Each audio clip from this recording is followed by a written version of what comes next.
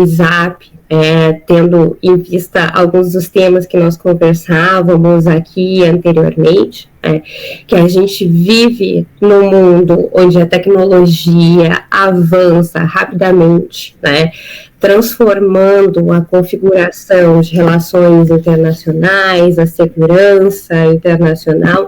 Então, é muito importante nós pensarmos a questão do desenvolvimento tecnológico e inovação.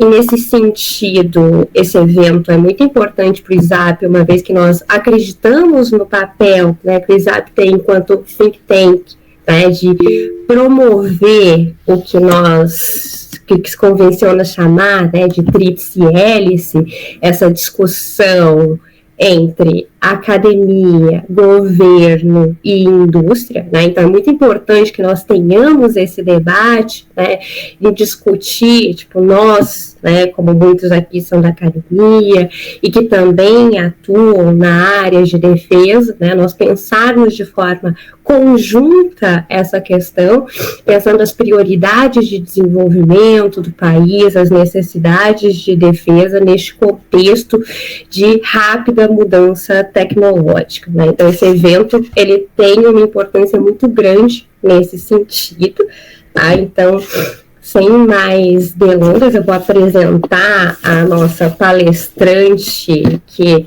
é uma pessoa extremamente qualificada, que mostra como existe também no âmbito civil pessoas extremamente qualificadas para atuação na área de defesa.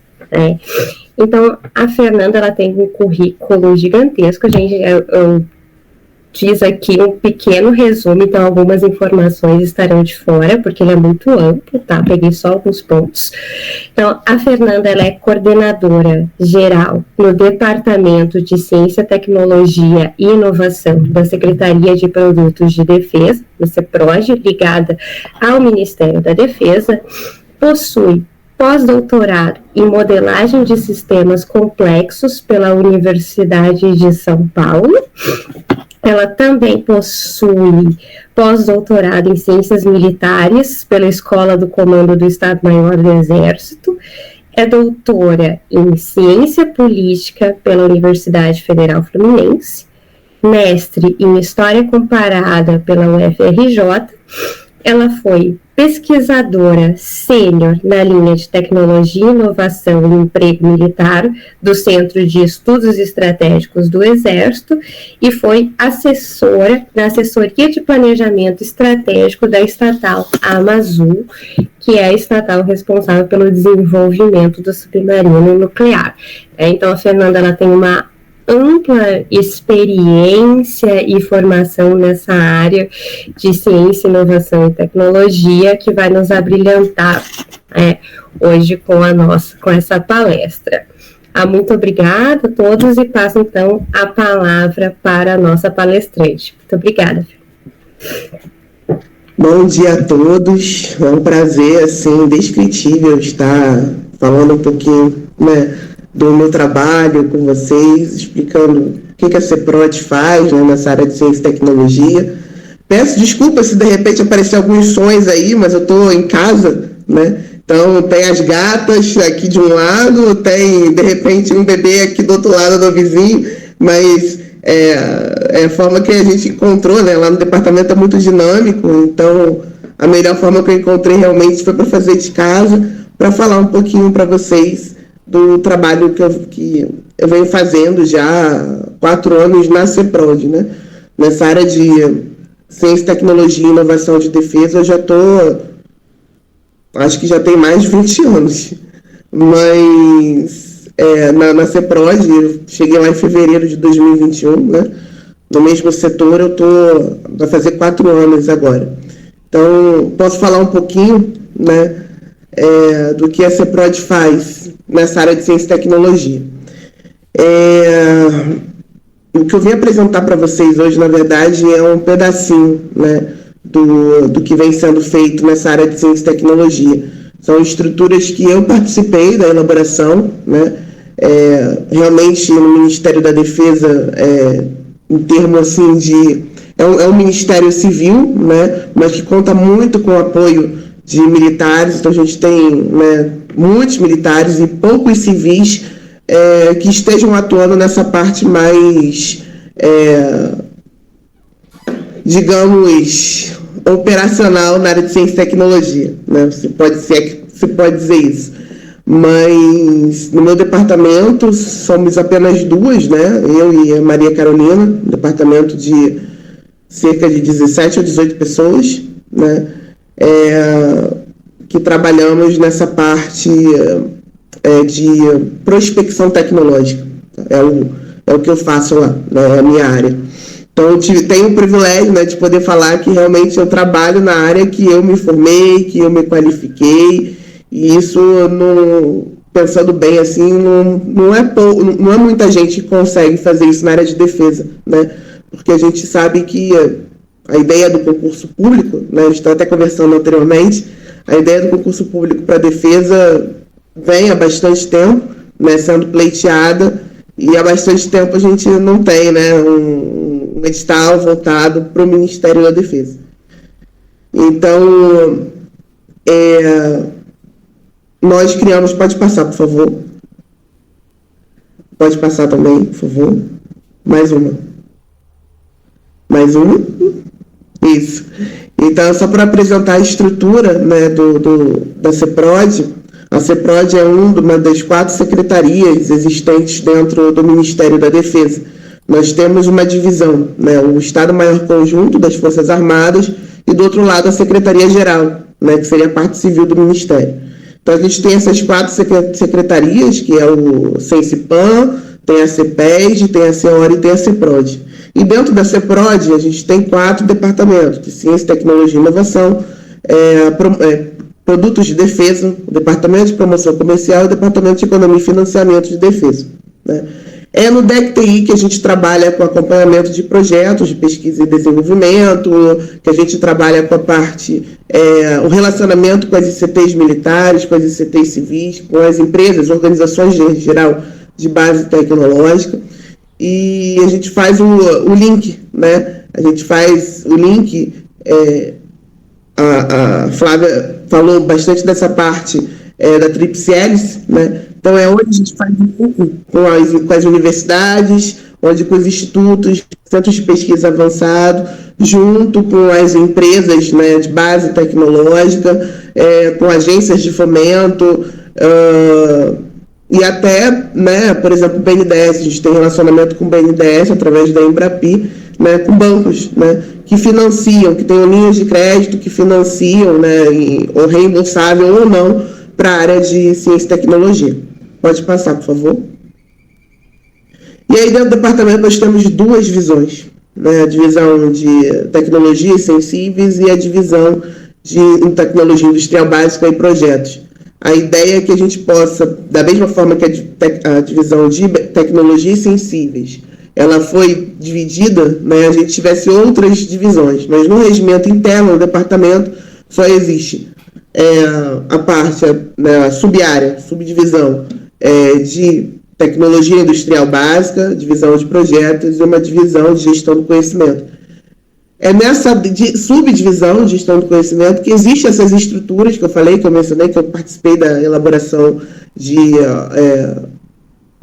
projetos, né? E aí eu particularmente tenho bastante facilidade, porque como não existia, eu tive, né, o privilégio de poder participar da elaboração, propor, né, novos projetos, enfim, por exemplo, o sistema de gestão do conhecimento, eu não criei, mas eu participei de toda a execução, né, a metodologia de fomento à criação de ecossistemas em áreas tecnológicas de interesse da defesa, eu criei, o programa Cérebros eu criei também, e outras estruturas que estão lá que eu participei, né, ativamente, da criação, da elaboração, execução, enfim.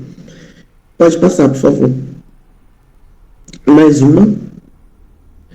Então, nós temos lá algumas portarias, alguns documentos normativos que abraçam, né, que dão sustento a essas estruturas que eu estou mencionando, Então, em julho de 2021, a gente publicou a Política de Ciência, Tecnologia e Inovação de Interesse da Defesa, né? A Política de Propriedade Intelectual do Ministério da Defesa, e essa última que eu falei foi em agosto, uma foi em julho, a outra foi em agosto de 2021, e mais recentemente a TECIND, né, que é a portaria que lista as áreas tecnológicas de interesse da defesa, foi publicada agora em março desse ano. E ela era muito aguardada, na verdade, né, porque originalmente, em 2003, 2004, foi criado a Concepção Estratégica Tecnologias de Interesse da Defesa. É o primeiro documento que se tem, voltado especificamente para ciência, tecnologia e inovação, só que nós não conseguimos atualizar esse documento até hoje. A gente tem um problema muito grande lá no departamento, na CEPROD geral, de pessoal, né? E temos muitas demandas e não conseguimos ainda atualizar. A visão desse documento ainda, a visão de futuro é para 2015, ou seja, a gente já está em 2024, né? Então a gente precisa atualizar, mas esse documento que diz que a gente tem que ter áreas tecnológicas de interesse da defesa, e lá atrás ele consegue fazer isso. Então nós não conseguimos atualizar o documento, mas atualizamos as áreas tecnológicas de interesse da defesa, né? Então a Política de Ciência, Tecnologia e Inovação, ela dá esse sustento. É a Política de Propriedade Intelectual do Ministério da Defesa que diz que todas as ICTs militares, elas são ICTs do Ministério da Defesa. O que eu quero dizer com isso? Que toda organização militar, nem toda, tá? Mas assim, as organizações militares que fazem pesquisa básica, pesquisa aplicada, que reúnem competências e capacidades na área de ciência e tecnologia, elas são reconhecidas pelo Ministério da Defesa como ICTs MD, ICTs do Ministério da Defesa. Então nós temos as ICTs das Forças Armadas e temos as ICTs do Ministério da Defesa. Nós temos um total agora de 79 ICTs militares, né, no geral, ICT-MD. É essa portaria que diz que toda essa parte de inovação, né, de propriedade intelectual, de proteção à inovação, ela abraça, né, essas ICTs-MD.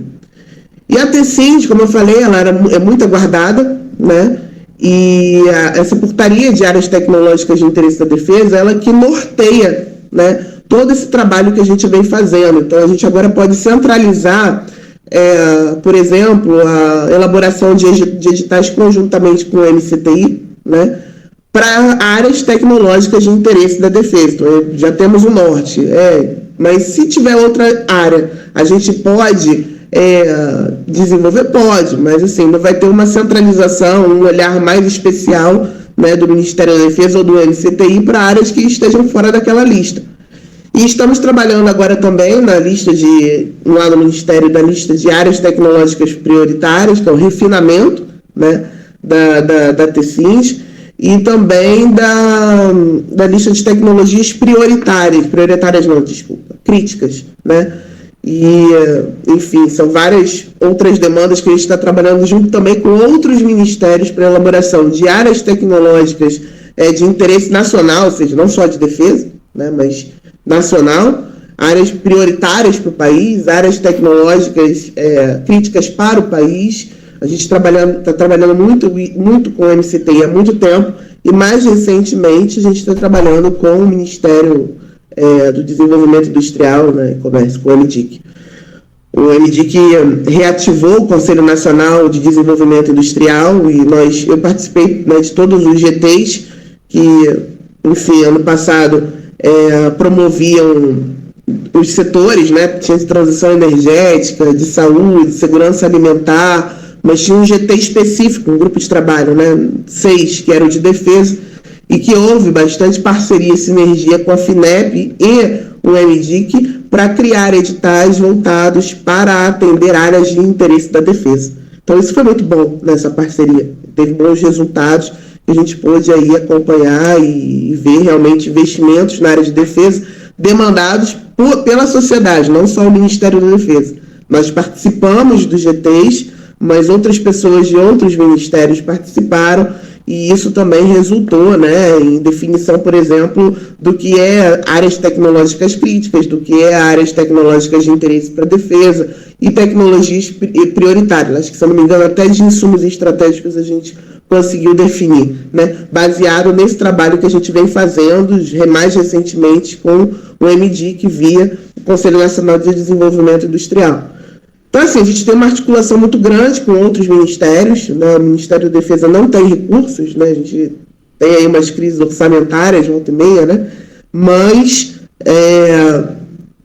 a gente trabalha muito, né, em parceria com o MCTI, e o MCTI já há bastante tempo vem nos apoiando com essa parte de investimentos, de reembolsáveis e não reembolsáveis, tem a modelagem de subvenção econômica, né? Então, o projeto custa 10 milhões e a empresa só tem 6 milhões para investir. Os outros 4 milhões, ela entra no edital e pede, né, faz uma proposta, né, tem que ser, obviamente, um projeto que tenha risco tecnológico, e faz a proposta no edital para o MCTI. E aí o MCTI, se ela cumprir com todos os requisitos, né, obviamente, aí ela pode ser contemplada. E assim, nessa modalidade de subvenção econômica, nós podemos apoiar várias empresas, né, desde o ano retrasado, né, que a gente teve uma quantidade generosa de recursos do MCTI investidos, né, por subvenção econômica em empresas exclusivamente da base industrial de defesa. Tá? Eram linhas específicas no edital, uma linha de tecnologias de defesa, onde só poderiam participar empresas que estavam cadastradas no sistema de cadastramento de produtos e empresas de defesa do Ministério da Defesa. Isso aí é também algo que inédito, né, do MCTI fazer. Então, é um trabalho bem interessante que a gente vem fazendo nessa área de ciência e tecnologia, com essa parte de documentos normativos e também com esse apoio, né, do FNDCT, FINEP e outras agências que nos apoiam para essa parte de investimento em tecnologias de defesa. Pode passar, por favor. Mais uma. E aí, né, quando eu entrei no Ministério, o sistema de gestão do conhecimento já tinha sido proposto, né, e havia uma minuta já pronta, né, para criação de portaria, mas nós tivemos que refazer, né, esse trabalho. E nessa nova estrutura que foi pensada, né, e foi lançada, se eu não me engano, em janeiro do ano passado, né, nós criamos um sistema de fase 1 do Ministério da Defesa. Por que eu digo que é fase 1? Porque também tem a fase 2. E a fase 2 a gente está trabalhando na parte da gestão do conhecimento interna. Então a gente chama de fase 1 um relacionamento com as ICTs militares, e essa fase já está estruturada, já está consolidada, mas a gente só vai ter a portaria criando, né, o sistema de gestão do conhecimento do Ministério da Defesa quando essa fase 2 estiver concluída, mas a fase 1 já está concluída, consolidada. Que o objetivo principal é aumentar, ampliar o compartilhamento de informações entre o Ministério da Defesa e as Forças Armadas, né, via ICTs. Então, a gente busca fazer um mapeamento de competências e capacidade, que é uma metodologia que foi criada dentro do departamento, né, a metodologia que busca saber quais são as competências e as capacidades das ICTs militares, para saber como a gente pode apoiar mais e melhor, né, as nossas ICTs, buscar o fomento, buscar pessoal, apoiar a infraestrutura. A gente precisa conhecer, né, saber quais são essas competências e quais são essas capacidades. E o objetivo, né, do SGC é exatamente o apoio a processos decisórios, tanto do Ministério da Defesa quanto do Comando das Forças Armadas. Pode passar, por favor. E aí, nesse mapeamento, após a gente fazer um mapeamento de competências e capacidades, que é uma ferramenta de prospecção criada dentro do DFI, a gente pode não só mapear, identificar, como também a gente pode potencializar, por meio de todas essas parcerias que a gente vem trabalhando, né? Muitas das vezes, quando a gente fazia, né, lá no começo, 2021, quando fazia as visitas às ICTs, né, que é um conjunto de técnicas, né, um mapeamento de competências e capacidades,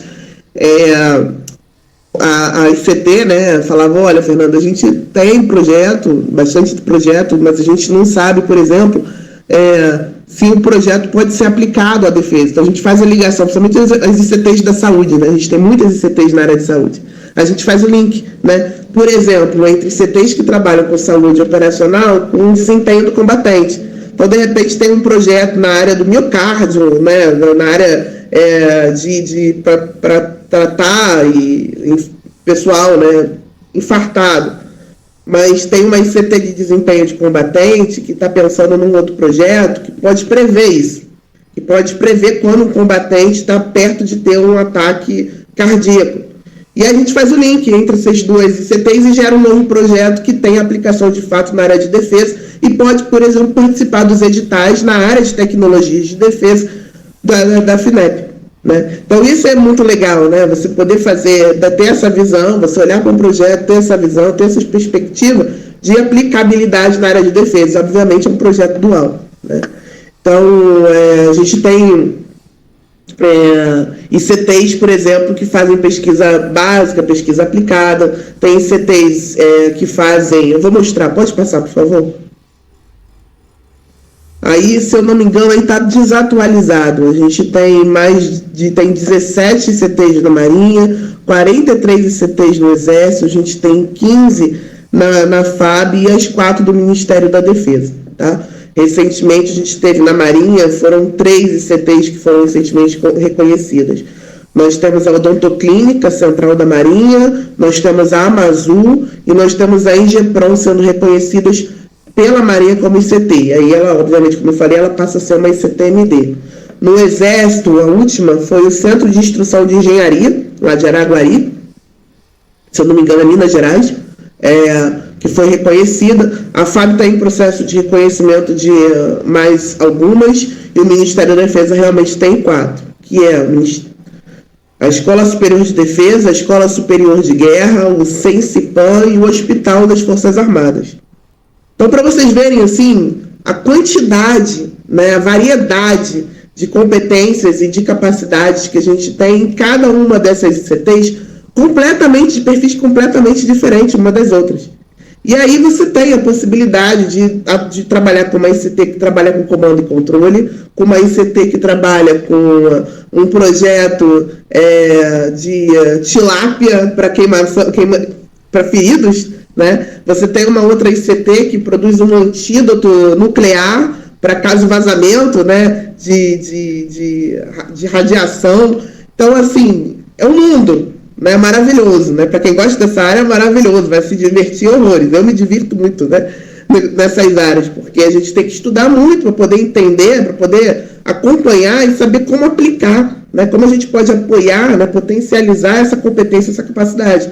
Então, você tem que estudar aquela ICT, você tem que saber o que ela pode fazer com aquilo que ela tem, né? E a gente tem muitas ICTs, por exemplo, essas que eu falei, mencionei, eu ainda não entrei em contato, por exemplo, com o Centro de Instrução de Engenharia, para saber quais são as competências e as capacidades. Então, lá a gente vai fazer provavelmente uma nova visita, né? Uma visita na ICT, para poder entender quais são as competências, quais são as capacidades, qual é a infraestrutura laboratorial que ela tem, o que ela precisa para potencializar e cumprir o objetivo da ICT. Cumprir o objetivo da força, né? Tem que ser da força o objetivo, né? Na área de ciência e tecnologia. Então, pode passar, por favor? Esse é o sistema de gestão do conhecimento. Pode passar. Aqui são as ICTs da Marinha, né? Ontem eu mandei para a Flávia Carolina. Essa versão aí é a mais atualizada com as ICTs que se tem. Aí vocês podem ver o perfil das ICTs completamente diferentes uma das outras, como eu mencionei, dentro da própria Marinha. Tá? Essa apresentação pode ficar com vocês. Tá? Por favor, pode passar para as do Exército, mais uma. Aí são as do Exército.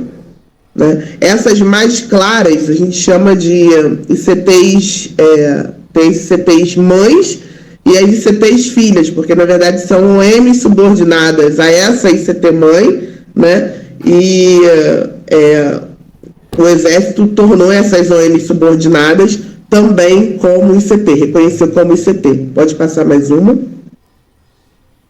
Aqui tem a mãe, né, em verde escuro, e em claro a ICT filhas, né? Tem, por exemplo, a diretoria de fabricação, os 3 arsenais, né? O Arsenal de Guerra tem no Rio Grande do Sul, se eu não me engano, como é que é o nome? Arsenal de Guerra, agora não vou lembrar o nome, mas tem uma no Rio Grande do Sul, tem uma em São Paulo e tem a do Rio de Janeiro, né? O sistema de telemática do Exército também colocou todas as suas subordinadas, as zonas subordinadas, também como ICTs, e elas estão espalhadas por todo o país, né? Isso, obrigada. Arsenal de Guerra, General Câmara, obrigada. Então, assim, a gente tem um perfil enorme, uma variedade enorme, né, de ICTs. Agora, da Fábio, por favor, pode passar. Mais uma. E essas são as da Fábio, tá? A gente tem aí ICTs muito interessantes, uns projetos muito interessantes, que assim dão bastante orgulho, né? Pode passar. Mais uma. E são as do Ministério da Defesa, como eu falei, as 4, né? São organizações, não são organizações militares, porque o Ministério da Defesa Civil, né? São organizações que foram reconhecidas pelo próprio Ministério da Defesa como ICT, tá? Obrigada, tá? Não sabia que estava em processo de desativação. Obrigada. Mais uma, por favor. E aí, como eu falei, né, eu consegui pegar o máximo de competências e capacidades. Isso não quer que todas as ICTs tenham todas essas competências, tá? É só para mostrar, para dar um vislumbre para vocês do que de quais são essas competências que eu estou mencionando que tem. É um resumo, né, do perfil de competência nessas ICTs. Então, tem desde ICT que faz pesquisa básica, pesquisa aplicada, que gerencia um projeto, até ICT que faz linha de produção e comercializa. Então, por exemplo, a gente tem os laboratórios militares. Os nossos laboratórios militares, eles fazem parceria com os laboratórios públicos para a produção de linhas de genéricos e vendem, né? O principal cliente dos laboratórios militares não são as forças nem o Ministério da Defesa, é o SUS, para atuar na linha de produção de genéricos para doenças negligenciadas, ou seja, doenças que os antibióticos, por exemplo, que os grandes laboratórios, até por causa de quebra de patente, não querem mais produzir. Então, a gente está tendo um surto, por exemplo, aí de doenças multiresistentes, né? De vírus, bactérias, fungos multiresistentes. E os grandes laboratórios não querem produzir, porque não tem lucro, né? Eles vão produzir e o Brasil, obviamente, vai quebrar a patente, né, para produzir genéricos. Então, não querem produzir. E aí a gente entra com os laboratórios militares para produzir, né, para ter linhas de produção de genéricos para doenças que são negligenciadas. E isso é muito legal, né, saber disso. Tem um laboratório farmacêutico da Marinha, por exemplo, que há bastante tempo vendia para a eletronuclear o antídoto, né, caso houvesse um vazamento. Isso é uma ICT que comercializa, né? Então é o perfil das nossas ICTs, são vários. Agora mostrar quais são as competências, as capacidades. Por favor, pode passar. Essas são as capacidades. Quando a gente visita uma ICT, quando a gente pede para ela preencher os formulários, o quadro de competências e capacidades, o formulário de gestão do conhecimento, ela vai colocar ali quais são as suas capacidades. O que eu quero dizer, as capacidades, o que ela pode fazer com aquela infraestrutura que ela tem, com aquele apoio que ela tem, né? Então, eu quero saber se ela tem projetos que sejam de interesse da defesa, se ela tem cooperação nacional, se ela tem cooperação internacional, se ela já participou, se ela de algum projeto que tenha envolvido alguma empresa, né, fabril, se ela, por exemplo, trabalha com materiais avançados, né, as tecnologias verdes alternativas. Tudo isso eu procuro saber dentro de uma ICT. Por quê? Porque eu tendo esse conhecimento, né, a equipe do DECTI tendo esse conhecimento, a gente pode saber, por exemplo, eu nunca consegui fomento para desenvolver esse projeto. Poxa, a gente constrói, junto com o MCTI, um edital que tenha uma linha de pesquisa, que tenha uma linha de concentração para conseguir apoiar, ter aquele fomento para essa ICT. né? Mas a gente precisa saber qual é a necessidade dela, qual é a capacidade dela e aonde ela quer chegar com a capacidade que ela quer ter, tá? Então, isso é o mapeamento de competências e capacidades do sistema de gestão do conhecimento. Pode passar, por favor. E aí, para que eu tenho essas informações, né? Como eu falei, a gente precisa ter essas informações para saber como apoiar os nossos decisores. Então, a gente criou lá diversos tipos de documentos, né, como produtos do SGC. Então, a gente tem, por exemplo, as tabelas de apoio à decisão.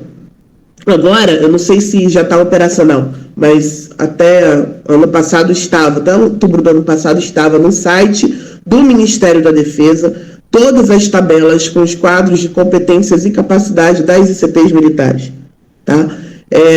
As tabelas de apoio à decisão, na verdade, elas são de domínio público, para que empresas, universidades, institutos, grandes laboratórios possam conhecer as competências e as capacidades da ICT e propor parcerias. Então, era público, né? Até outubro do ano passado estava, nós tiramos do ar para fazer uma atualização, agora vai ficar de ter mais operacional, mais interativo com o público. Então, a ideia é que voltem essas informações das tabelas de apoio à decisão numa nova roupagem, né?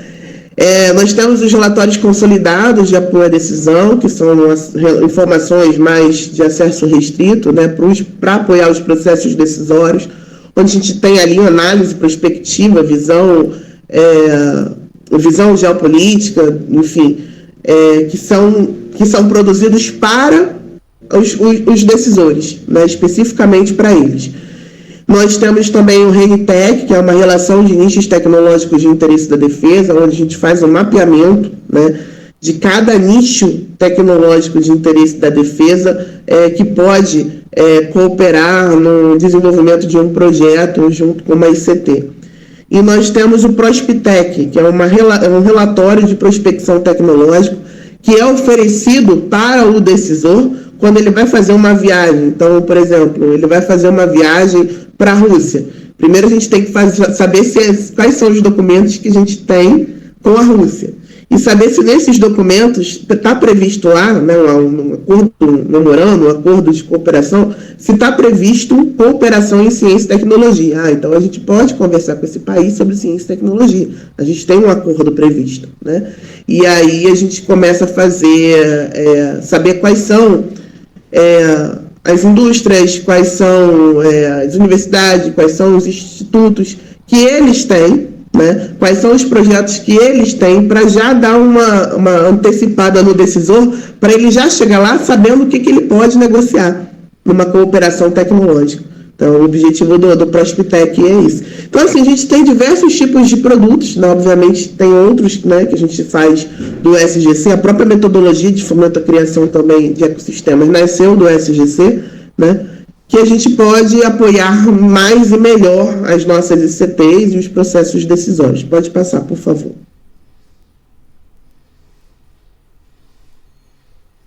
Foi.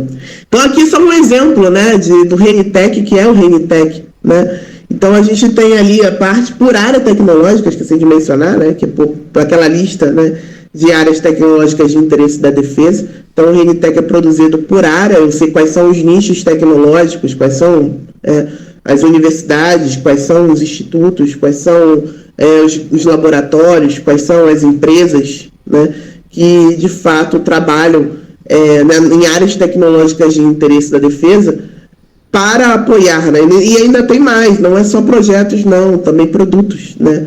Produtos tecnológicos produtos tecnológicos que as empresas produzem que possam interessar para a defesa, tá? Então, é só um exemplo do RENITEC, a gente está fazendo ainda eles, são 33 áreas tecnológicas, fora as sub-áreas, né? Então, a gente está fazendo um RENITEC para cada uma dessas áreas. Então, é um trabalho árduo, né? Eu vou mostrar para vocês alguns exemplos do RENITEC e do que a gente vem fazendo, de quais são as áreas que a gente está mais abraçando nesse momento. Pode passar, por favor. Então, uma das áreas é a quântica, né? A área quântica, de tecnologias quânticas, é a área que a gente no momento está sendo mais demandado, por isso, né, a gente está rodando o ecossistema na área quântica, está sendo mais demandado pelo Exército, a Marinha também está entrando na parceria, a gente também está envolvendo as ICTs da FAB. Por quê? Porque todas elas trabalham com área cibernética, né? E a área cibernética demanda muita tecnologia quântica, em especial criptografia quântica e criptografia pós-quântica. Então, eu estou falando de computação, estou falando de sensores, eu estou falando de comunicação, de metrologia quântica, estou falando de radares, de um monte de produtos, né, e sistemas que podem agregar tecnologias quânticas. E só para vocês entenderem o esforço mundial, né, nessa área. Só a China está investindo 15 bilhões em tecnologias quânticas. Esse mapinha aí esse mapa é do QEURECA, que é uma organização internacional sediada na Inglaterra. Ano passado eu e Maria Carolina participamos do Quantum Latino, onde o QEURECA ele conseguiu reunir todos os pesquisadores da América Latina que produzem pesquisas na área quântica, né, na área high-tech, né? E o evento foi muito interessante, e principalmente para reforçar algo que a gente já imaginava. A maior parte dos pesquisadores da América Latina estão pesquisando quântica, inteligência artificial, semicondutores, em países da Europa e dos Estados Unidos. A gente tem uma invasão de cérebros muito grande na América Latina, não é um problema só do Brasil, né? É um problema da América Latina, que está exportando seus talentos, né, e que não retornam, né? Então, é uma das conclusões que a gente chegou, né, do evento, e a gente está vendo esse esforço todo. Esses 60 milhões, acho que é 12, né? 12 milhões aí do Brasil, são os esforços da Embrapi, né? Ela fez um edital ano passado de 60 milhões para criar centros tecnológicos quânticos. E o Cimatec, na Bahia, ganhou o edital, né? Ganhou na concorrência, e ele foi selecionado para receber esses 60 milhões para desenvolver, né? Formar pessoal, mentoria para startups, enfim, na área quântica, tá? E aí, pode passar, por favor. Nesse trabalho que a gente está fazendo, a gente tem que identificar quais são as ICTs militares que têm interesse ou que desenvolvem projetos na área quântica. Aí eu citei, né, 6 ICTs MD e coloquei mais 2 organizações militares que têm interesse, né, em atuar na área quântica. Eu coloquei o Comando de Defesa Cibernético, né, e o Centro de Computação Aeronáutica de Brasília. Por quê? Porque eles atuam na área cibernética, né? E é um fato, hoje em dia, quem atua na área cibernética e não está pensando em desenvolver criptografia quântica já está nascendo obsoleto, né? Hoje em dia, a gente tem que pensar na criptografia quântica, né, o emaranhamento, enfim, para poder trabalhar, né, com essa parte de cibernética. Uma outra linha de ação que a gente está bastante avançado aqui no Brasil é a parte de sensores, né? Pessoal, tem bastante universidades no Brasil inteiro estudando sensores quânticos, e também comunicação quântica para criar internet quântica. Então, por exemplo, vou dar um exemplo do IME, né? Que é um exemplo muito, muito bonito, muito interessante, porque no Rio existe a Rede Rio Quântica, que é uma parceria entre o Centro Brasileiro de Pesquisa Física, a Universidade Federal do Rio de Janeiro, a Universidade Federal Fluminense e a PUC-Rio, né, para desenvolver uma internet quântica, aproveitar os cabos de fibra ótica na cidade, né, para gerar um sistema de internet seguro. E o IME resolveu participar desse projeto, né, ano passado, e como um spin-off da participação do IME nesse projeto, ele criou o próprio projeto de internet quântica para a defesa, né, envolvendo essas outras instituições nesse projeto. Então, a gente está sendo bastante demandado, né, o IME está se estruturando, até publiquei isso num artigo, né, com autorização do IME, claro, O IME ganhou um edital em defesa QBRN, né, para quem não está familiarizado com o tema, né, defesa química, biológica, radiológica e nuclear, né, e o IME ganhou esse edital de 68 milhões, né, da FINEP para desenvolver essa parte de defesa QBRN. Um dos projetos, né, desse grande programa, né, desse grande projeto que o IME ganhou, é o de sensores de pontos quânticos, né, para identificação de agentes biológicos. Então, muito interessante, né? É fantástico, né? Tudo isso, todos esses projetos que a gente vai conhecendo nas ICTs. Pode passar, por favor? Aqui são as áreas que a portaria, né, das áreas tecnológicas de interesse da defesa, ela diz que vai centralizar, né, o foco, né, da defesa. E aí vocês vão ver a quantidade de áreas que a gente pode abraçar na área quântica, né? Até eletromagnetismo quântico, é muito interessante, né? E obviamente para o pessoal de humanas sofre para estudar isso, né? Para entender isso é difícil, mas a gente está lá, firme e forte. Pode passar, por favor. Aqui é o mapeamento de empresas e projetos na área quântica que a gente tem no Brasil todo, tá? A gente tem alguns polos na área quântica, por exemplo, Rio de Janeiro, a gente tem São Paulo, que tem já no Senai de São Paulo, tem já um processador quântico, né, um computador que eles compraram, adquiriram, parece que foi para a parte de educação. Você tem em Santa muito grande na área quântica, tá? E em Pernambuco e na Bahia, né, com o Cimatec. Então a gente tem, né, os centros no Brasil, né, onde estão crescendo, bombando essa área quântica.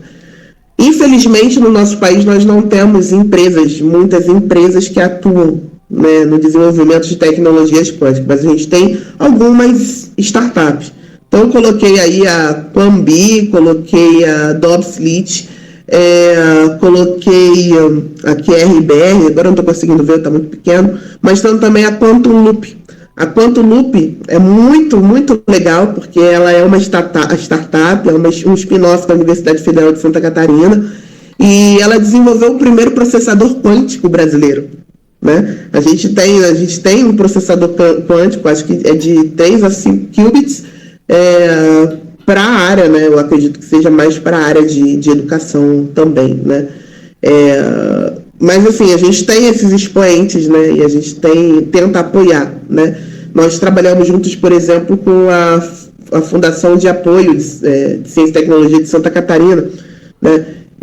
Eles pediram apoio nosso para saber quais são as demandas da defesa em áreas tecnológicas para montar os editais.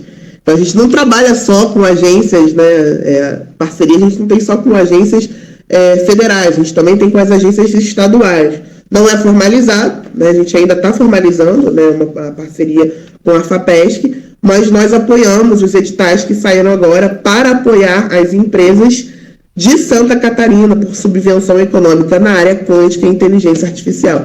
Nós demos a demanda e eles geraram os editais para apoiar as empresas que atuam nessas áreas tecnológicas. Então, assim, né, a gente trabalha com essa forma, por meio de parcerias, né? E aí, na área de projetos, tem o projeto do IME, como eu falei, né, tem o próprio Comando de Defesa Cibernética, que está bastante interessado na área quântica. Nós temos esse produto, né, que já está no mercado, que é o processador quântico da Quantum Loop. E tem também o Instituto Van Braun, né, o Centro de Pesquisa Van Braun, que é em Campinas, e eles abriram uma fábrica de chips, né, se eu não me engano, são de chips para inteligência artificial em Manaus, né. Então, a gente está vendo aí uma maior descentralização também dessa parte de desenvolvimento tecnológico, levando para essas regiões que, infelizmente, recebem menos recursos, né, menos fomentos de ciência e tecnologia, né. Então, pode passar, por favor. E aí é um outro trabalho que a gente vem fazendo também na área de patentes, né, saber quais são as patentes de interesse da defesa. Então, dentro dessa área quântica, eu fui pesquisar quantas patentes nós tínhamos na área quântica depositadas no Instituto Nacional de Propriedade Industrial, né? E eu identifiquei diversas patentes, né? São quantas que eu coloquei? 56, não foi? 56? Agora não estou conseguindo ver. Mas acho que são 56 patentes quânticas, cujo 90% dessas patentes são estrangeiras. Então, os países, as universidades, né, eles, estrangeiras, as empresas estrangeiras patenteiam aqui. Então, elas sabem, né, uma cultura nossa, né? Infelizmente, a gente pesquisa, a gente produz o conhecimento e, em vez da gente patentear antes, a gente publica antes. Então, parece que tem um radarzinho, né, nesses outros países para ficar monitorando, né, o que a gente publica. Então, se a gente publica, a gente coloca ali as descobertas que a gente faz e eles vão lá e depositam, porque eles já estão desenvolvendo, estão pesquisando. A gente está mais avançado que eles, mas não importa, eles patenteiam aqui, no nosso país, para exatamente acabar com a possibilidade do nosso país de comercializar aquela tecnologia sem ter que pagar os royalties para eles. Por que eles não depositam no país deles? Essas empresas, essas universidades, essas instituições. Mas não, elas querem aqui, porque sabem que aqui tem muita gente que pesquisa a tecnologia emergente, disruptiva, e eles ficam acompanhando isso e sabem que a gente não tem a cultura de patentear.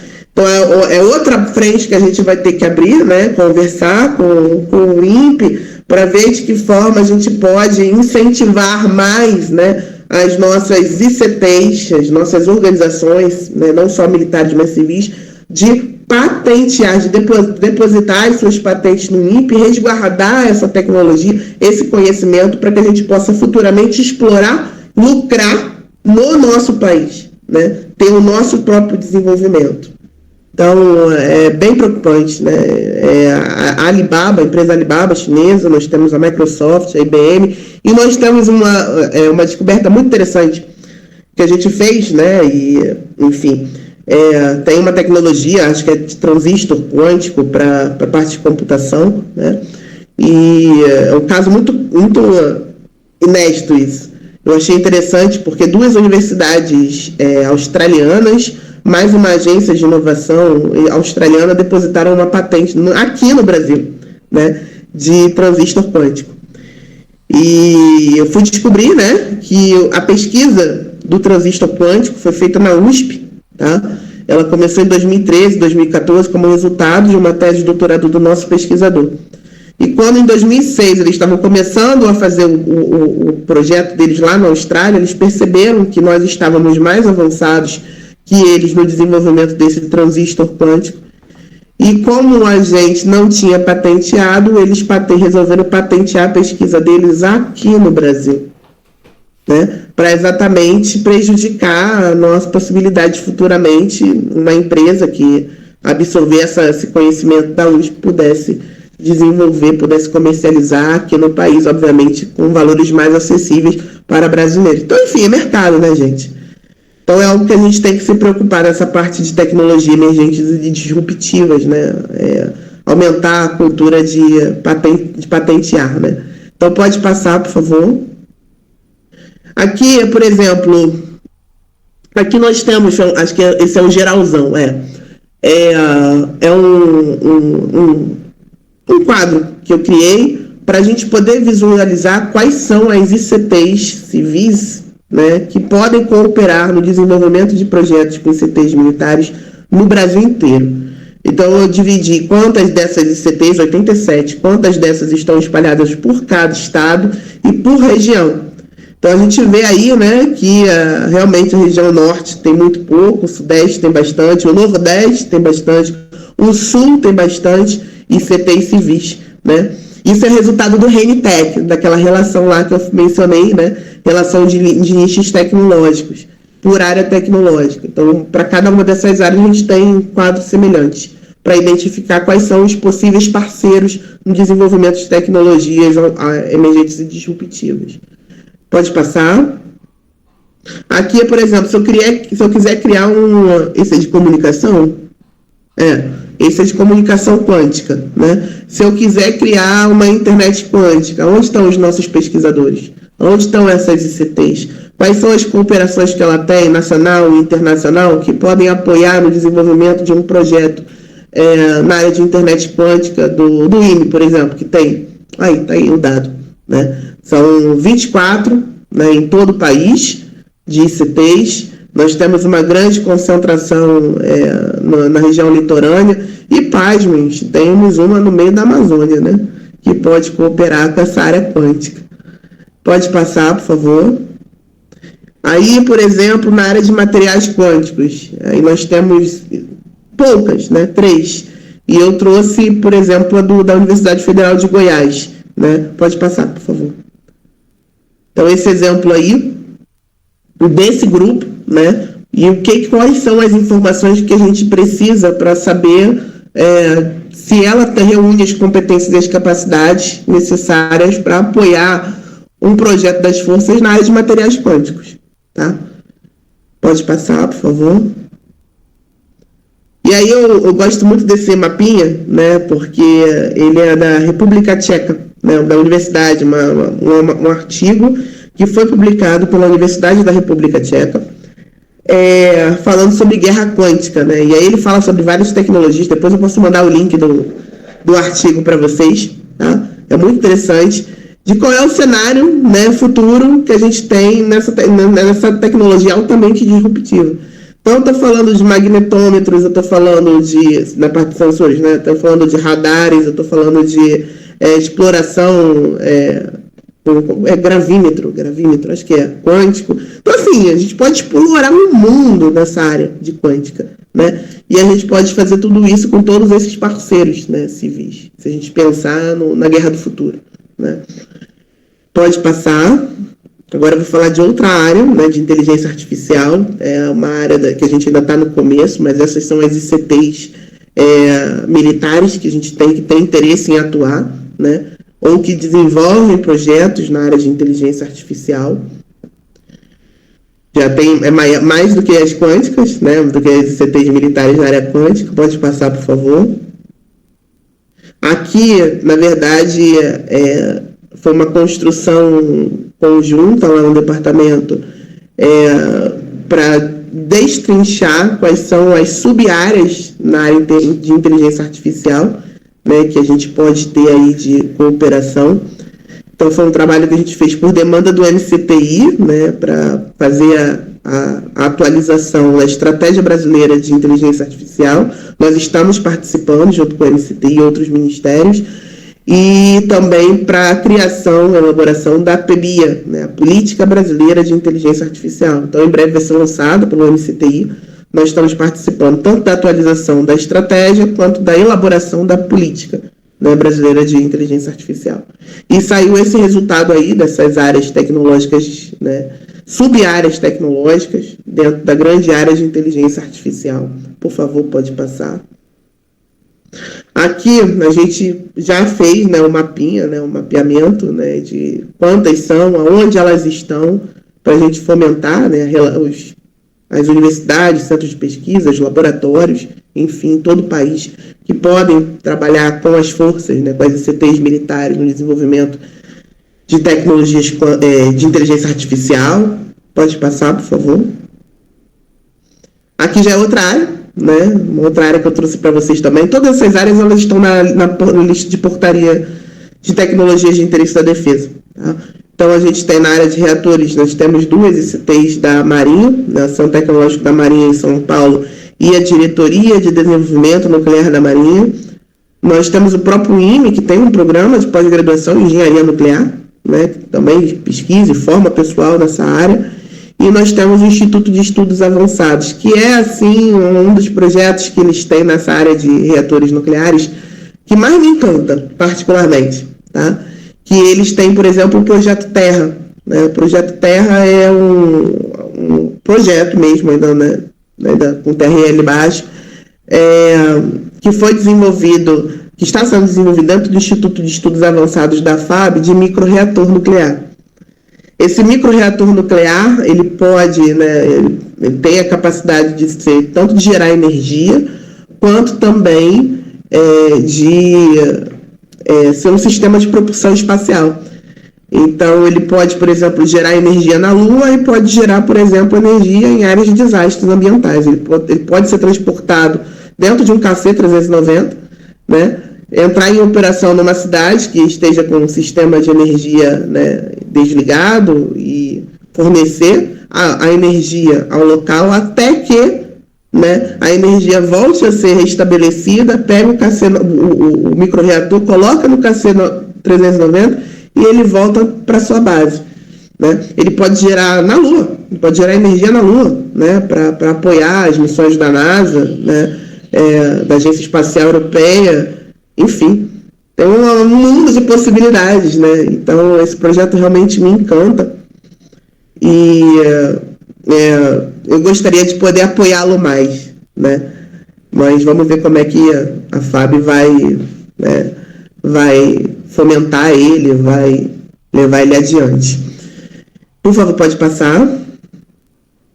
Então, dentro das tendências, né, tendências mundiais de reatores nucleares, nós temos os reatores de água pressurizada, né?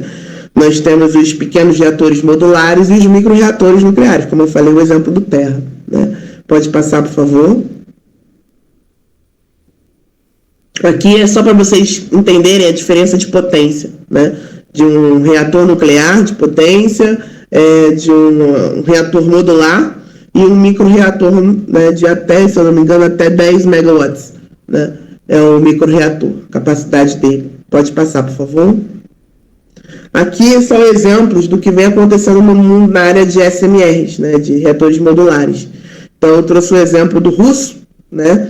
Por exemplo, o russo, inspirado na tecnologia dos quebra-gelos de PWR, eles criaram agora uns SMRs, tá? Flutuantes, que ficam embarcados em navios para gerar águas em áreas remotas, gerar energia em áreas remotas. Então, você tem já SMRs em operação, né? Temos várias empresas desenvolvendo projetos, tem o AP1000 da Westinghouse, né? Mas esses SMRs russos são baseados nas tecnologias dos quebra-gelos. Né? É um sistema de água pressurizada, eles ficam dentro do navio, o navio vai ali navegando, né, e fornecendo energia. É muito interessante. Pode passar, por favor. E aqui o que a gente tem no Brasil? A ideia é que da Amazon, baseado na tecnologia, semelhante ao russo, né, baseado na tecnologia do Laboratório de Geração Núcleo-Elétrica, né, que é o LabGen, é o protótipo em terra do futuro submarino nuclear brasileiro, criar um SMR e poder comercializá-lo, né? Pequenos reatores modulares nucleares e espalhar eles aí. Recentemente, o ministro de Minas e Energia está apoiando a ideia de colocar SMRs na Amazônia, para geração de energia na Amazônia. Não sei se vocês viram a matéria lançada, né? Muito interessante. Nós temos Angra 1, Angra 2, né? E com essa tecnologia, que também é de água pressurizada, pensando em criar a próxima central nuclear no Nordeste, né? E temos o Terra, né? O Terra, o projeto, ainda com TRL baixo, que eu acho que tem assim uma atração muito grande no mercado, né? A bola da vez agora é falar em SMRs e microreatores nucleares. Pode passar, por favor. Então, o que a gente tem nessa área, né? Muito pouco a gente pensando, né, produzindo aí, a gente poderia ter mais, já que a gente tem usina nuclear aí já há bastante tempo, né, em operação desde a década de 90, a primeira.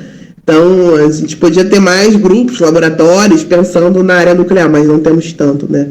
Foi que a nossa base é a plataforma de infraestrutura do MCTI, que é a PNIP, né, e o CNPq, o Diretório de Grupos de Pesquisa. Pode ser que tenha mais, né, eu sei que tem mais, né, mas eu ainda estou, né, nessa parte preliminar do mapeamento e identificando aonde estão esses grupos, esses laboratórios. Mas no mapeamento preliminar foram esses que apareceram.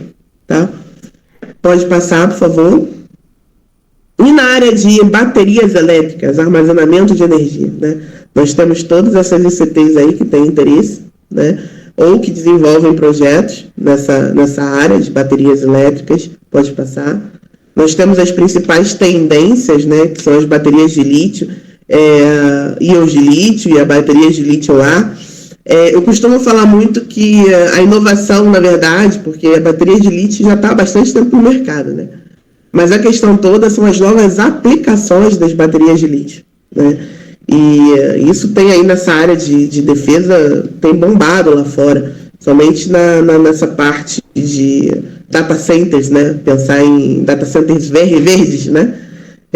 São baterias elétricas, né? Com uma capacidade absurda, né? De economia de energia, enfim, que pode novas baterias de íons de lítio com a possibilidade, por exemplo, de embarcar em drones, né, em veículos elétricos, em drones marítimos, drones terrestres, enfim, né. É um mundo que a gente pode explorar. Pode passar, por favor. Aí a quantidade de coisas que a gente pode fazer. E eu coloquei aí na bolinha, né, a empresa israelense Epsilon, que ela já, né, tem um carro movido a bateria elétrica, né, e de íons de lítio. É algo que a gente pode pensar, né. Eu trago muito essa ideia do data centers, né, porque a quantidade de energia consumida, né, nesses data centers no mundo todo é absurda, né. Então, baterias elétricas conseguiriam reduzir esse consumo de energia e a economia, né, de recursos para a organização. Então, é um mundo que a gente pode explorar ainda, né, de baterias. A inovação não está na tecnologia, mas nas novas aplicações. Por favor, pode passar. E aqui as reservas, né, se eu não me engano, são as reservas mundiais de lítio, né? Como é que está a questão por exemplo, eu trouxe aí para vocês verem os materiais críticos, né, insumos críticos, né? Por exemplo, como é que a gente está na questão do urânio, né? O Brasil, se todas as jazidas de urânio forem prospectadas, a gente é o primeiro maior produtor de urânio no mundo, né? Mas por enquanto a gente está na posição 5º ou 6º, tá? Em lítio, acho que a gente está na 8ª produção, mas a gente tem uma quantidade enorme de lítio em qualidade, né? Não precisa passar tanto pelo processo de beneficiamento, né? De industrialização, porque o nosso lítio é de muita qualidade. Então não adianta ter tanta reserva no mundo se você precisa trabalhar muito no beneficiamento, né? Já que a nossa, ela não precisa. Então a gente entra na vantagem nesse mercado.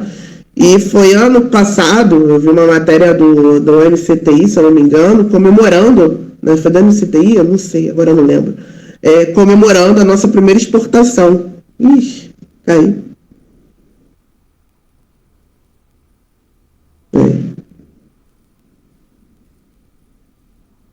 Eu caí. Não, tu não caiu, Fernando? Tu tá aqui? É que eu não saiu. Então...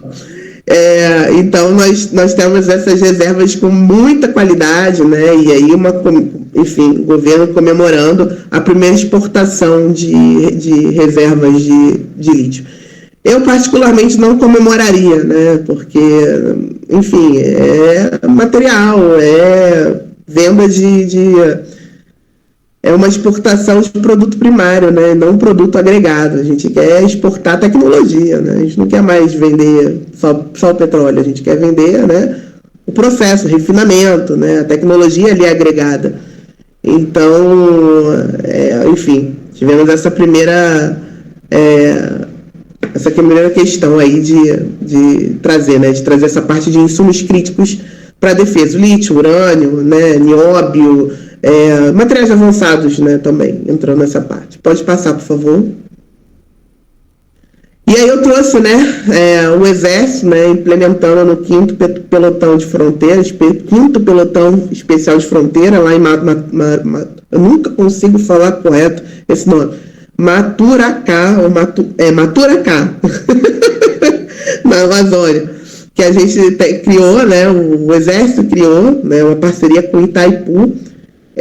Se vocês forem vir aqui a Brasília, vocês vão ver no prédio do Quartel-General do Exército várias células fotovoltaicas, né? Foi uma parceria com o Itaipu. E aí eles levaram essa tecnologia para a Amazônia, para a geração de energia, para as bases militares lá instaladas e para comunidades indígenas, né? Elas também servem. Então tá lá, né? Com tanto os painéis solares quanto os geradores, quanto as baterias elétricas que, na verdade, estocam, né, essa energia e fornecem energia à noite. Então, de dia, as células fotovoltaicas e à noite os armazenadores de energia, né, as baterias elétricas, que são um conjunto de 63 baterias. Tá? Pode passar, por favor. E aí, de baterias elétricas, essa é a quantidade que a gente tem, né, a relação de nichos tecnológicos, né, espalhados no Brasil inteiro. São bastante grupos de pesquisa que a gente tem nessa área. Pode passar. E agora uma outra área que, assim, para mim tem sido um presente, né? Que eu recebi a proposta ano passado de montar um handbook, né, na área de sustentabilidade e eficiência energética na área de defesa. A gente sabe que a grande resistência, né, da área de defesa, dos militares, em trabalhar com energias renováveis. Eu não gosto muito desse nome, tá? Eu vou explicar depois por quê. De energias renováveis. Mas é uma das áreas tecnológicas de interesse da defesa, está lá, fontes de energias renováveis, e a gente está trabalhando com esse tema. Tá? O Brasil é um dos países que tem a matriz energética mais limpa do mundo, né? Somente com a parte de hidráulica, né? As hidrelétricas. Então, o Brasil já sai nessa vantagem, mas ele tem condições de protagonizar, de liderar a agenda ambiental global, exatamente porque nós temos muita terra fértil para a produção de biocombustíveis, nós temos uma capacidade ociosa enorme de hidrogênio, né, e que pode ser aproveitada aí nessa área de energias renováveis. Pode passar, por favor.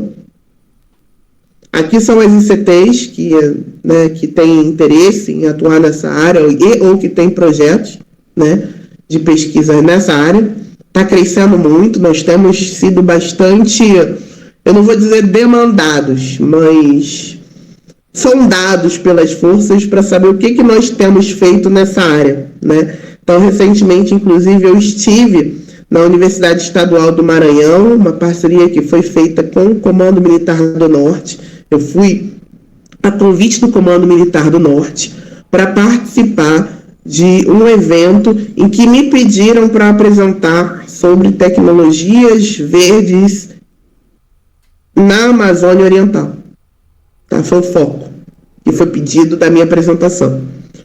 Então, como eu falei, não temos sido demandados, mas o Comando Militar da Amazônia tem nos pedido bastante apoio, no sentido de indicar empresas que estejam no CISCAPED na área de tecnologias verdes, para eventos que eles estão fazendo na Amazônia Ocidental, né? Então, enfim, futuramente, no futuro próximo, eu acredito que nós estejamos sendo demandados nessa área, né? Haja visto, né, toda a repercussão que teve no Rio Grande do Sul com essas questões, né, de mudanças climáticas. Eu costumo falar que a gente vê nos filmes, né? Sempre vai ter um cientista com a plaquinha lá dizendo: isso vai acontecer, e aí acontece. Mas nossa, foi imprevisível, nós não imaginávamos. Não, vocês não quiseram ouvir quem está falando. Então, a gente vem falando aí há bastante tempo sobre as mudanças climáticas, o que vai acontecer nos estados, né? Não é só o Rio Grande do Sul, em vários estados podem acontecer, né, desastres como os que aconteceram lá, né? Então, vamos olhar com mais atenção o que está acontecendo no mundo, todos os fenômenos das mudanças climáticas, os impactos que vão gerar, o aquecimento, né? Eu não sou muito da linha do aquecimento global. Eu acredito que seja um conjunto de fenômenos por N mudanças, inclusive exógenas ao nosso planeta, que podem provocar esses tipos de fenômenos. Então, o aquecimento global é só mais um, né, agravante. Então, por exemplo, tem a teoria russa do resfriamento global, que fala que nós, na verdade, não estamos, a Terra não está aquecendo, a Terra está resfriando, porque o Sol está emanando cada vez menos radiação, né, explosões solares. Nesse sentido, a Terra está se resfriando com ciclos, né, milenares de aquecimentismo, resfriamento, aquecimentismo, resfriamento até se resfriar totalmente. Essa é a teoria russa, né? Tem a inversão dos polos magnéticos, tem as anomalias eletromagnéticas que no Atlântico Sul, que também tem lá no Ártico. Descobriram uma agora, recentemente no Ártico, que é mais antiga do que a do Atlântico Sul. Então, assim, é um conjunto de fenômenos, né? Tem a própria a teoria do aquecimento global por causa dos rios de metano no Ártico, né? A camada permafrost, que está vazando metano, né? E que reforça a teoria do aquecimento global. Então, assim, é um conjunto. Não dá para a gente seguir uma só e ir adiante. Um conjunto de possibilidades que podem impactar nas nossas vidas, no nosso relacionamento com o planeta, né, que vai provocar, por exemplo, como aconteceu no Rio Grande do Sul, os fluxos migratórios, diversos problemas, né, diversos problemas que a gente vai ter aí semelhantes ao Rio Grande do Sul, que os cientistas estão alertando que vai acontecer no Brasil inteiro.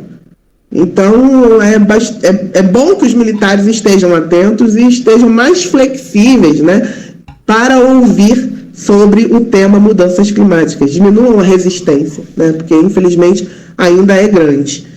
Então, eu venho fazendo esse trabalho, né, e vai ser publicado recentemente um trabalho sobre eficiência energética no setor de defesa, falando sobre os aumentos de capacidade com uma abordagem diferenciada do que a Europa e os Estados Unidos estão direcionando. Lá eles pensam em vantagem operacional, aumentar a vantagem estratégica, e no meu trabalho eu estou trabalhando com surpresas estratégicas, né?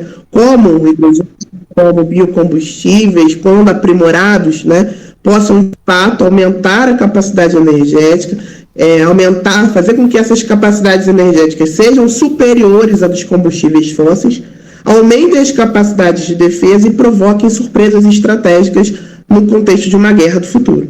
Tá? Então, o contexto é esse. Mas, enfim, essas são as ICPs, né, que nesse momento estão pensando aí nessa parte de energias renováveis. E energias renováveis, depois eu vou falar da questão que eu mencionei lá atrás de baixo carbono. Pode passar, por favor. Aqui são as tecnologias, né, renováveis. A gente está falando do hidrogênio verde, do diesel verde, né, do EFA, que é um tipo de biocombustível de aviação, né, os famosos SAF, né, um dos tipos.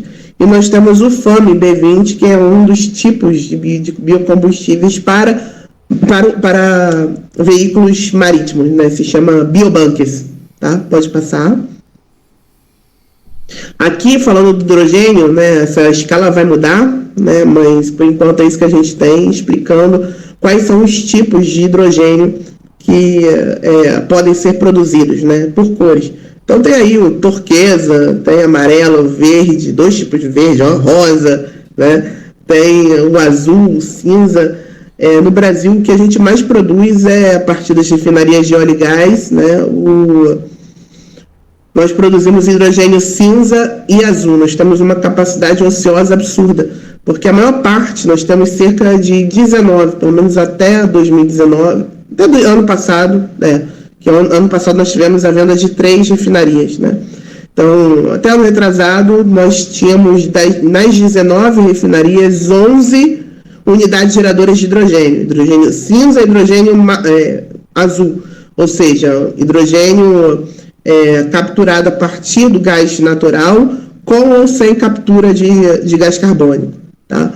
E nós estamos com uma quantidade enorme de produção, uma capacidade, né, futura enorme de produção de hidrogênio verde. Ou seja, nós temos muita capacidade ociosa, ainda vamos ter mais. Nós precisamos de muitos mercados para poder produzir. Porque se a gente já tem capacidade ociosa do azul e do cinza, com o verde a gente precisa gerar demanda, né? A gente precisa gerar mercado.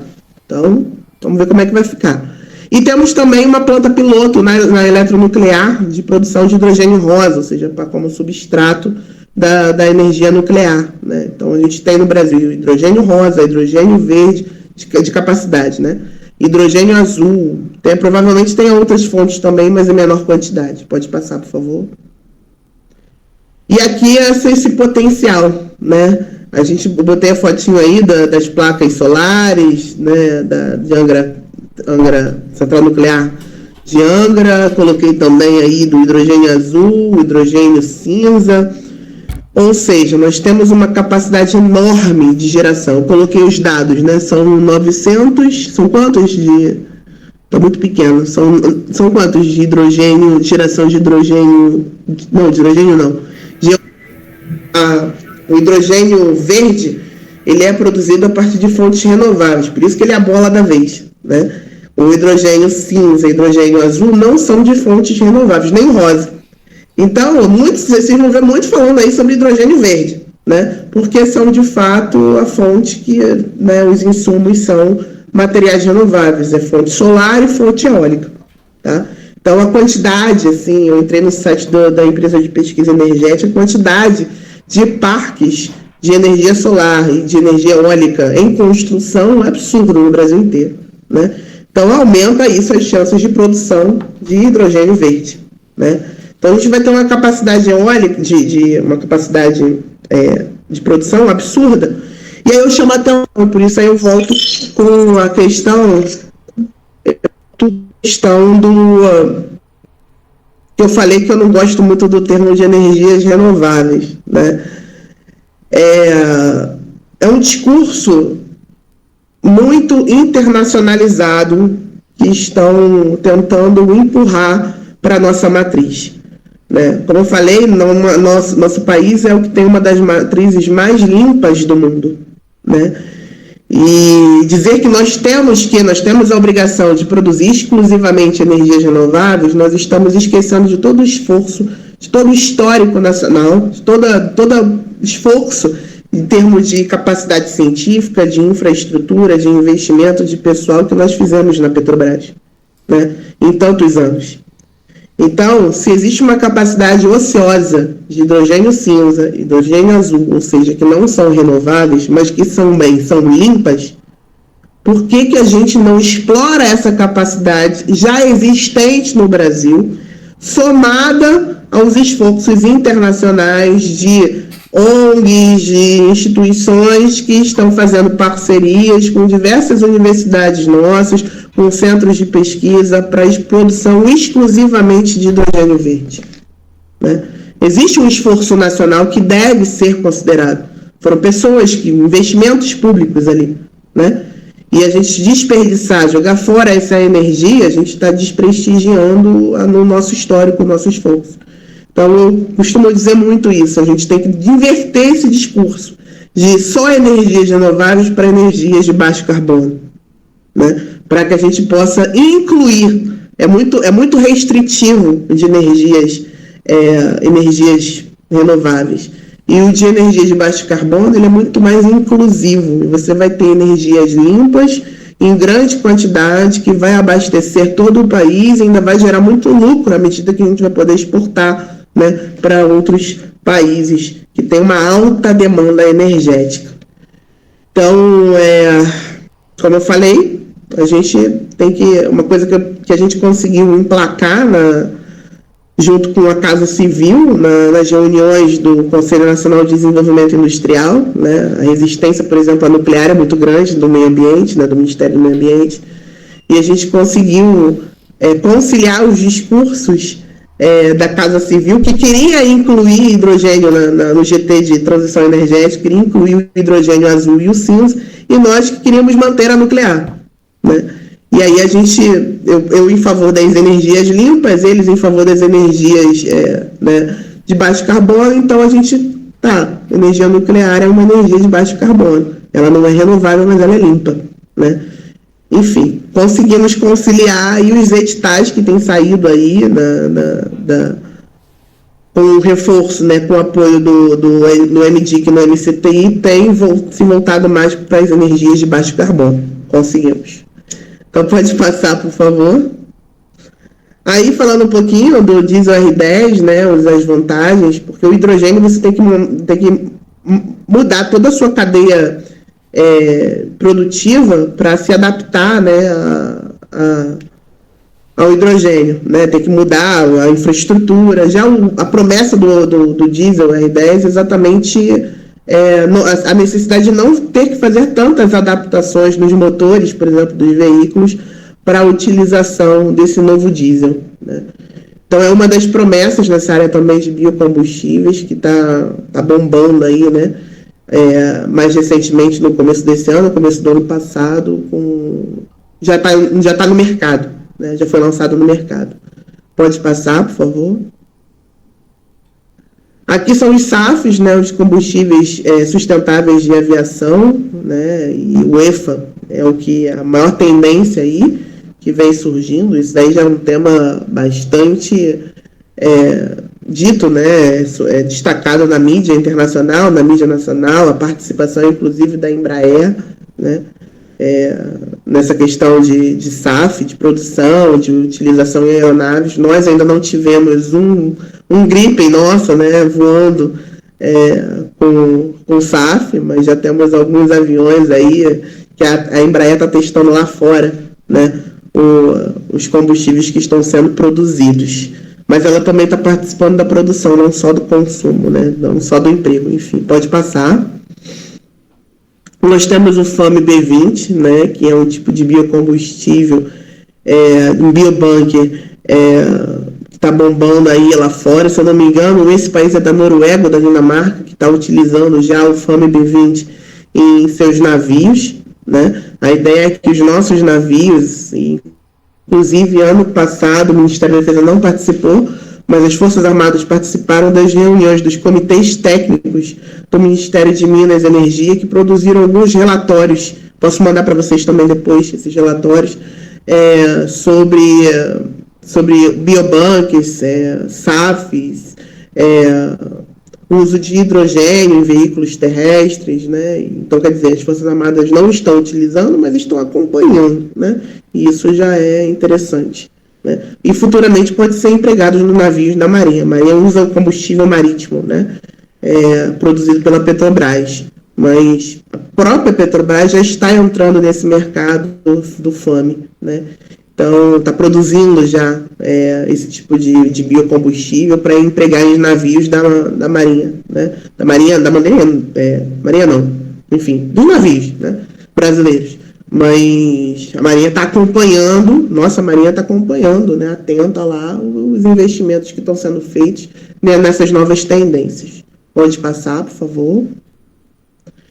E aqui, né, pegando biocombustíveis, hidrogênio, né, juntando tudo, é isso que a gente tem no Brasil inteiro nessa área, né? Nós temos centros de pesquisa qualificadíssimos nessa área. Muito interessante, assim, uma surpresa muito grande saber que temos universidades, temos institutos, laboratórios, centros de pesquisa high-tech especializados, né, nessa parte, e aí é só de fontes de energias renováveis, mas juntando a parte de armazenamento de energia e de fontes renováveis de energia, a quantidade é absurdo, né? No Brasil inteiro. Então, muito interessante esses dados, né? Saber que se a gente, de fato, a defesa quiser de fato investir, ela pode contar com o apoio, né, de organismos, de órgãos da sociedade para desenvolvimento de um projeto interessante, né, na área de baterias elétricas, na área de produção de hidrogênio verde ou de próprio biobunkers, né, ou SAFs. Pode passar, por favor. E aqui são, neste momento, as parcerias que a gente tem para fazer o ecossistema girar. Então, como eu falei, a gente trabalha por parcerias. E a gente quer criar ecossistemas científicos, tecnológicos e industriais. Então, a força demanda a gente, né, na área tecnológica, a gente vai fazer o esforço de saber quais são as parcerias que a gente vai capturar, ou que a gente já tenha estabelecido, para poder apoiar ela.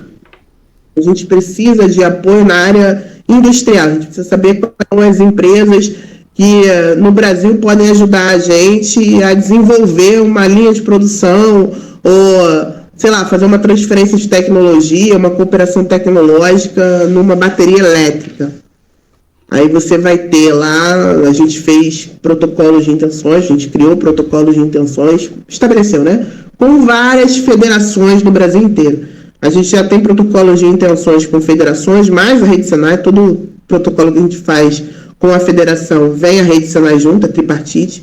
Então, a gente tem na Federação do Rio Grande do Sul, a gente tem com a Federação de Santa Catarina, a gente tem com a Federação da Bahia, do Rio de Janeiro e Minas Gerais.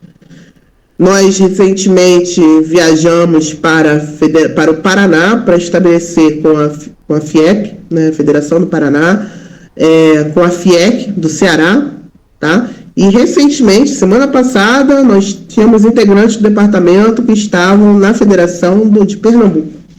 Então, assim, a gente captura a parceria para apoiar a força no desenvolvimento de um projeto que ela entende que tem que ser desenvolvido.